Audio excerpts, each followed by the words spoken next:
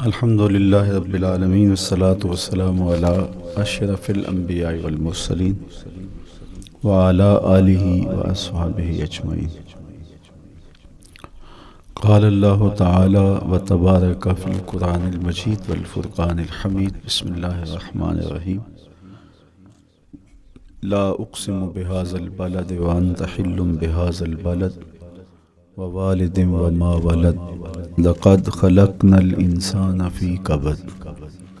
صدق اللہ مولانا العظیم وصدق رسولہ النبی الکریم الرؤوف الرحیم۔ اللہم نور قلوبنا بالقرآن وزین اخلاقنا بالقرآن وادخلنا الجنۃ بالقرآن ونجنا من النار بالقرآن۔ قال اللہ تعالی وتبارک فی شان حبیبہ مخبرا وآمرا ان اللہ وملائکتہ یصلون علی النبی یا ایہا الذین آمنوا صلوا علیہ وسلموا تسلیما۔ اللہم صلی علی سیدنا و مولانا محمد معدن الجود والکرم صلاۃ و سلاما علیک یا سیدی یا رسول اللہ۔ میں نے آپ کے سامنے قرآن مجید کے جو کلمات تلاوت کیے ان میں اسی حقیقت کو بیان کیا گیا۔ لا اقسم بہذا البلد، آغاز ہوا شہر مکہ کی قسم سے، قسم ہے مجھے اس شہر کی، پھر وجہ قسم بھی بیان کی، وانت حل بہذا البلد، مجھے اس شہر کی قسم اس لیے کہ محبوب اس شہر میں تو جو بستا ہے، تیرا بسیرا ہے اس شہر میں، اس شہر کی گلیوں نے تیرے قدم چومے ہیں اور تیرے انفاس کی مہک اس کی فضاؤں میں بسی ہے، اس لیے مجھے قسم کہ یہاں تم رہتے ہو۔ اللہ اکبر۔ علماء کے مابین اس بات پر اختلاف ہے کہ مکۃ المکرمہ افضل ہے یا مدینہ النبی صلی اللہ علیہ وآلہ وسلم افضل ہے۔ ایک علمی اختلاف ہے، بعض نے کہا مکۃ المکرمہ افضل ہے، دلائل دیے، بڑا وزن ہے دلائل میں۔ بعض نے کہا مدینہ تو رسول صلی اللہ علیہ وآلہ وسلم افضل ہے، دلائل دیے، بڑا زور ہے دلائل میں۔ لیکن شیخ عبدالحق محدث دہلوی علیہ رحمہ اسی آیت سے روشنی لے کر کے لکھتے ہیں کہ جب حضور مکے میں تھے تو مکہ افضل تھا، جب مدینے آ گئے تو مدینہ افضل ہو گیا۔ جدھر جدھر سے وہ گزرتے گئے مجد و شرف بھی پیچھے پیچھے رہا، چند لمحوں کے لیے ٹھہرے تھے تم جس پیڑ کے نیچے۔ نشور وحدی کا لہجہ دیکھیے کتنا دل آویز ہے، چند لمحوں کے لیے ٹھہرے تھے تم جس پیڑ کے نیچے، سنا ہے آج تک اس پیڑ کا سایہ مہکتا ہے۔ تو مکے میں ہیں تو مکہ افضل، مدینے میں ہیں تو مدینہ افضل۔ تو شرف ان کے وجود مسعود سے ہے، وہ جدھر جدھر سے گزرتے جائیں گے وہاں وہاں ہی نور پھیلتا چلا جائے گا۔ اور پیر نصیر الدین علیہ رحمہ کا لہجہ یہاں کتنا خوبصورت دکھائی دیتا ہے۔ ایک بار وہ جدھر سے گزرے ہیں نصیر، ایک بار وہ جدھر سے گزرے ہیں نصیر، بار بار ادھر سے بہار گزری ہے۔ تو کہا کہ قسم ہے مجھے اس شہر کی، یعنی شہر مکہ کی۔ کیوں اس شہر کی قسم؟ وَأَنْتَ حِلٌّ بِهَذَا الْبَلَدِ، کہ محبوب اس شہر میں تمہارا قیام ہے، اس شہر میں تمہاری رہائش ہے، تمہارے انفاس کی مہک ہے اس شہر کی فضاؤں میں، اور تمہارے قدموں کو چھوا ہے اس شہر کی گلیوں نے، اس لیے قسم کہ یہاں آپ رہتے ہو۔ وَوَالِدٍ وَمَا وَلَدَ، اور قسم ہے باپ کی، اور قسم ہے جو اس کی اولاد ہے۔ والد سے مراد کیا ہے اور ما ولد سے مراد کیا ہے؟ تو اس کے بارے میں ایک قول یہ ہے کہ والد سے مراد حضرت ابراہیم علیہ السلام ہے، اور ما ولد سے مراد حضور علیہ السلام جو ان کے فرزند ہیں۔ ایک قول کہ والد سے مراد حضرت آدم علیہ السلام ہیں، اور ما ولد سے مراد ان کی ساری ذریت اور نسل ہے۔ تیسرا قول کہ والد سے مراد حضور علیہ السلام ہیں، اور ما ولد سے مراد حضور علیہ السلام کی ساری امت، حضور علیہ السلام کی ساری آل اطرت، حضور کے اصحاب۔ لیکن علماء نے پہلے قول کو ترجیح دی کہ مکۃ المکرمہ کی قسم کی گئی تو پھر مناسبت بنتی ہے کہ حضرت ابراہیم کا ذکر بھی ہو، تو اس لیے والد سے مراد حضرت ابراہیم ہیں، اور ما ولد سے مراد حضور علیہ الصلوۃ والسلام کی ذات ستودہ صفات ہے۔ تو تین چیزیں ہوئیں جن کی قسم کی گئی۔ سب سے پہلے شہر مکہ کی قسم کی گئی، پھر حضرت ابراہیم علیہ السلام کی قسم کی گئی، اس کے بعد حضور علیہ الصلوۃ والسلام کے مبارک وجود کی قسم کی گئی۔ تین قسمیں کر کے کہا کیا گیا، چونکہ جو خالی ذہن شخص ہو، جب اس کو کوئی بات بیان کی جائے تو قسم سے آغاز نہیں کیا جاتا۔ متردد الذہن کو کوئی بات کرنی ہو تو قسم سے آغاز کیا جاتا ہے، یا پھر آپ جس مضمون کو بیان کرنے جا رہے ہیں وہ اتنا اہم ہے کہ اس کی اہمیت کو اجاگر کرنے کے لیے آپ کو قسم کرنا پڑتی ہے۔ تو یہ جو ماں بعد کا مضمون ہے جس کو میرے رب نے بیان کیا، اس سے قبل ایک نہیں، دو نہیں، تین قسمیں کیں، تو پھر کان تو کھڑے ہو گئے، سماعتیں تو بچھ گئیں کہ وہ کون سی شے ہے جس کو بیان کرنا مقصود ہے، اور اس سے قبل قسم پہ قسم کی جا رہی ہے۔ قسم محبوب شہر مکہ کی، قسم محبوب تیرے والد بزرگوار حضرت ابراہیم علیہ السلام کی، اور قسم تیرے پاکیزہ وجود کی۔ اب انسان بالکل سماعتیں بچھا کے منتظر ہے کہ قسم کی کس بات کی جا رہی ہے، کس بات پہ قسمیں ہو رہی ہیں۔ تو جواب آیا، قسم محبوب شہر مکہ کی جس میں آپ رہتے ہو، قسم آپ کے والد بزرگوار حضرت ابراہیم علیہ السلام کی، اور قسم آپ کے پاکیزہ وجود کی۔ لقد خلقنا الانسان فی کبد، ہم نے انسان کو مشقتوں میں رہتا پیدا کیا ہے۔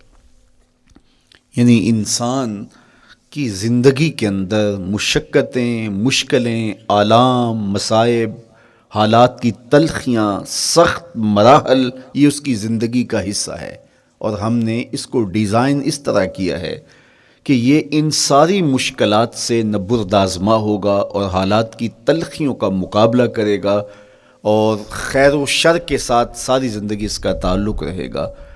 تو یہ اگر سخت جان ہوا تو زندگی میں کامیاب اور بامراد ہوا، اور اگر یہ کمزور ہوا تو پیچھے رہ جائے گا۔ اور اس کے لیے جو قسمیں کی ہیں وہ تین ہیں۔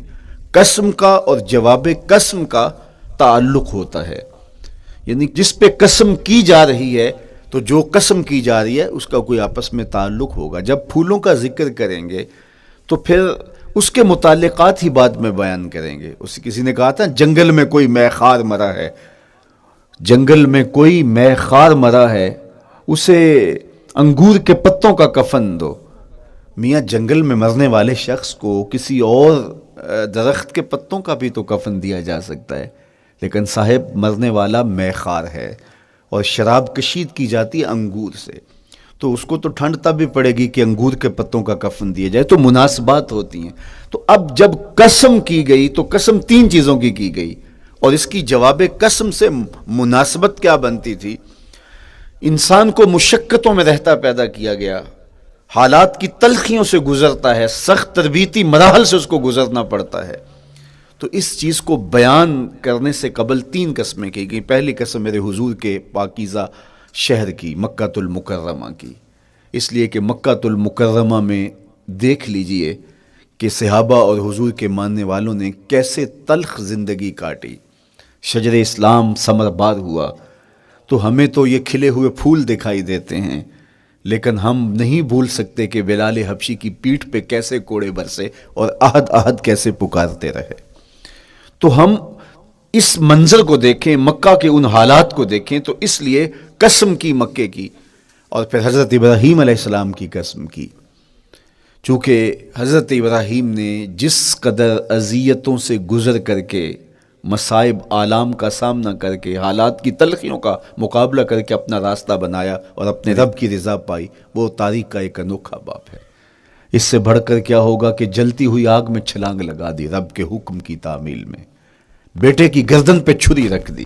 یہ تماشا لب بام نہیں تھا، منا کی وادی میں وہ انوکھا واقعہ رقم ہوا کہ آج بھی تاریخ انگشت بدندہ ہے کیا ایک باپ، اور وہ اس بیٹے کو ذبح کرنے کے لیے آمادہ ہو گیا جو اس کی آنکھوں کا نور ہے اور دل کا قرار ہے، رب سے مانگ مانگ کے لیا، لیکن تعمیل ارشاد میں اس بیٹے کی گردن پہ چھری رکھنے کے لیے باپ تیار ہو جاتا ہے اور اس کو ذبح کرنے کے لیے آمادہ ہو جاتا ہے، حتیٰ کہ بیٹے کو لٹا لیتا ہے اور ہاتھ میں چھری پکڑ کے بیٹے کی گردن پہ رکھ کے پوری ہمت کے ساتھ جب چھری چلاتا ہے تو آواز آتی ہے فلما اسلم وتلہ للجبین ونادیناہ ان یا ابراہیم قد صدقت الرؤیا انا کذالک نجزی المحسنین۔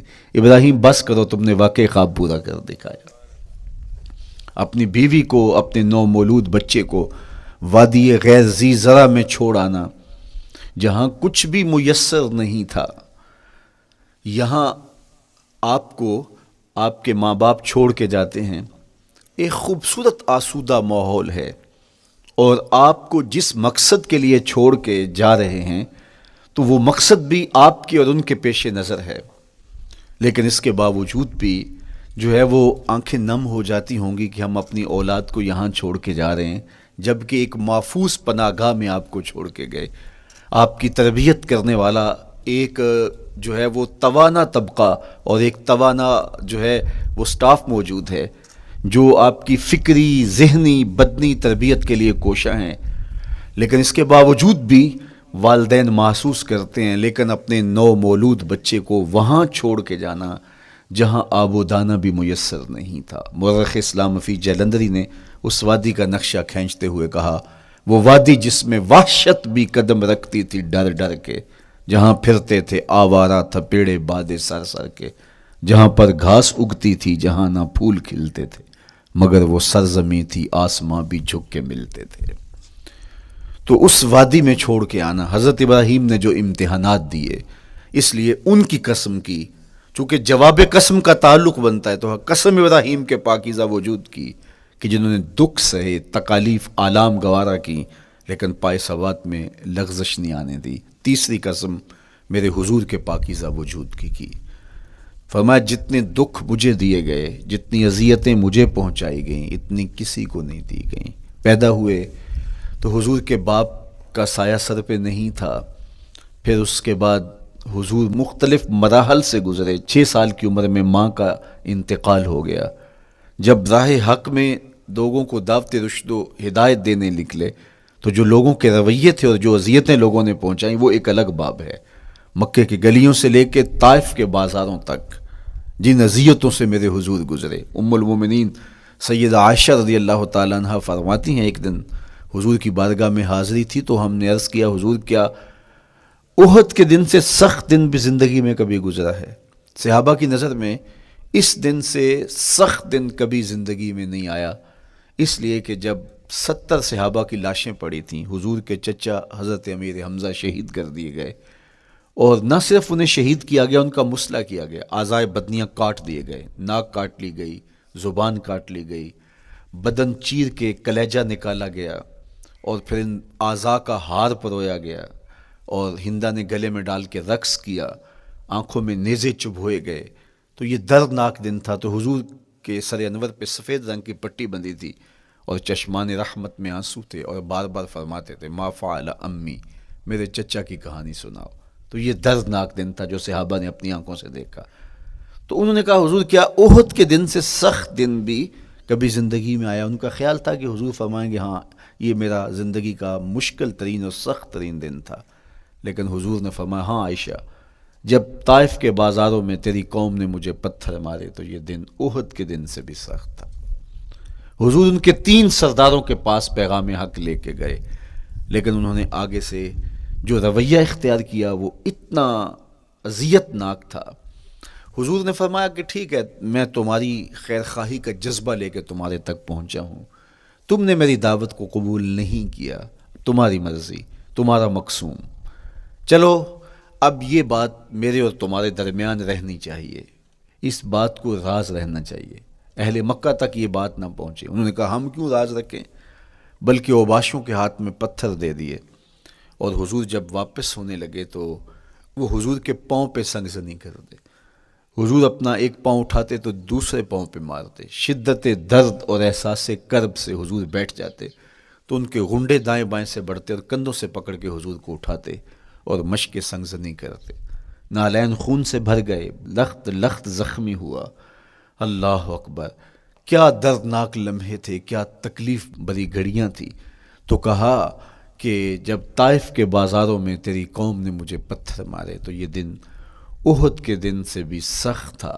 اچھا، جب حضور پر اس طرح آلام و مصائب ٹوٹ پڑے تو حضور کے ساتھ جو صحابہ تھے انہوں نے کہا حضور ان کے لیے بد دعا کر دیجئے. تو میرے حضور بولے میں رحمت بن کے آیا ہوں، میں رحمت بن کے آیا ہوں. اللہ اکبر. ان کا تقاضا پہم بڑا تو حضور کے ہاتھ اٹھ گئے، اور پھر حضور نے جو کہا سنیے، اللہم اہد قومی فإنہم لا یعقلون. اے اللہ میری قوم کو ہدایت دے دے، یہ مجھے جانتے نہیں، اگر جانتے تو ان کا میرے ساتھ یہ رویہ نہ ہوتا. تو پتھروں کے جواب میں دعائیں دینا پیغمبروں کا حوصلہ ہوتا ہے. اللہ اکبر. مورخ اسلام حفیظ جلندری نے کیا خوبصورت پیرائے میں نقشہ کھینچا کہ حضور ہاتھ اٹھا کے دعا مانگ رہے ہیں، الہی کرم کر کو سارے طائف کے مکینوں پر، الہی پھول برسا ان پتھروں والی زمینوں پر. تو حضور نے دکھ سہے، تکلیفیں سہی. اب 3 قسمیں کی. شہر مکہ کی قسم جہاں حضور کے صحابہ نے تکلیفیں سہی، اس شہر کی گلیوں میں انہیں گھسیٹا گیا اور ان کو کچی کھالوں میں لپیٹ کے دھونیاں دی گئیں، انہیں اذیت ناک مراحل سے گزارا گیا. حضرت ابراہیم مشکل سے مشکل زندگی کاٹی اور رب کی رضا جوئی کے لیے کوشاں رہے، اور میرے حضور نے سخت ترین اذیتوں، مقاومتوں، مخالفتوں اور تکلیفوں کا سامنا کیا. تو ان 3 چیزوں کا حوالہ دے کر، ان 3 چیزوں کی قسم کر کے اب انسان کو بتایا جا رہا ہے کہ تم مشکلات سے تمہیں گزرنا پڑے گا، حالات کی تلخیاں تمہیں سہنی پڑیں گی. کسی مرتبے تک پہنچنے کے لیے تمہیں پھر تکلیفوں کی راہ اختیار کرنی پڑے گی. تم کون ہوتے ہو؟ میرا محبوب ہو تو تکلیفیں وہ بھی اٹھائے، 2 جہاں کا مالک ہو اور طائف کے بازاروں میں اس کے پاؤں پہ بھی پتھر پڑیں، اور کونین کا سردار ہو اور ان کے اوپر اوجری ڈال دی جائے، کائنات کا مالک ہو اور ان کو مکے کی گلیوں کے اندر ان کے گلے میں عقبہ بن ابی معیط کپڑا ڈالے اور تاؤ دے. تو کیا ان مشکلات سے تم بچ سکتے ہو؟ جب تم کسی منزل تک پہنچنا چاہتے ہو تو پھر یہ حوالے ماضی کے دیکھ لو. 3 قسمیں کر کے اس حقیقت کو بیان کیا. ابراہیم علیہ السلام کے وجود کو دیکھ لو، حضرت مصطفیٰ کریم علیہ السلام کی ذات ستودہ صفات کو دیکھ لو، اور مکے کی گلیوں میں صحابہ کے ساتھ جو ظلم اور جبر ہوئے اور انہوں نے جو مصیبتیں اور مشقتیں کاٹی وہ ساری دیکھ لو.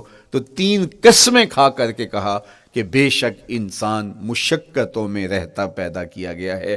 اس لیے قافلہ انسانی کے وہ افراد جو کسی منزل کے متلاشی ہوتے ہیں، جو جستجو کی زندگی بسر کر رہے ہوتے ہیں، ان کو پھر مشکلات سے گزرنا پڑتا ہے اور حالات کی تلخیاں ان کو گوارا کرنا پڑتا ہے، کشاکش حیات سے ان کو ٹکرانا پڑتا ہے، اور ان کو آگے بڑھنے کے لیے ان کو تکلیفوں سے گزر کر کے، جان گسل مراحل سے گزر کر کے پھر منزل کی طرف عازم سفر ہونا پڑتا ہے.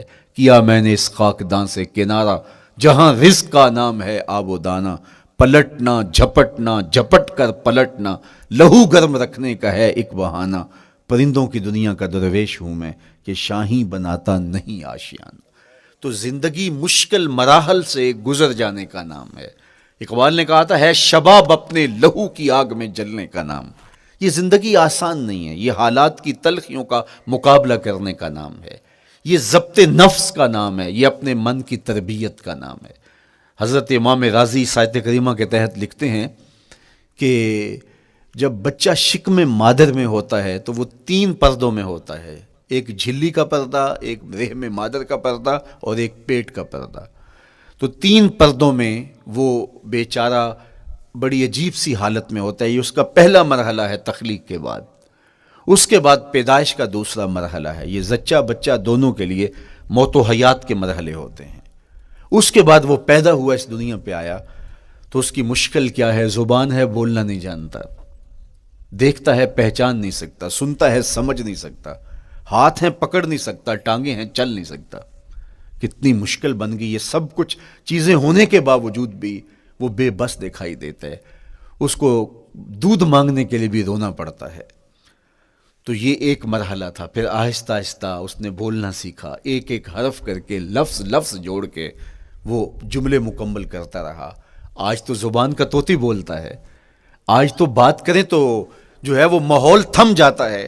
لیکن انسان ذرا پلٹ کے آغوش مادر میں تیری ماں نے ایک ایک حرف تجھے سکھایا تھا، ایک ایک لفظ تجھے سکھایا تھا۔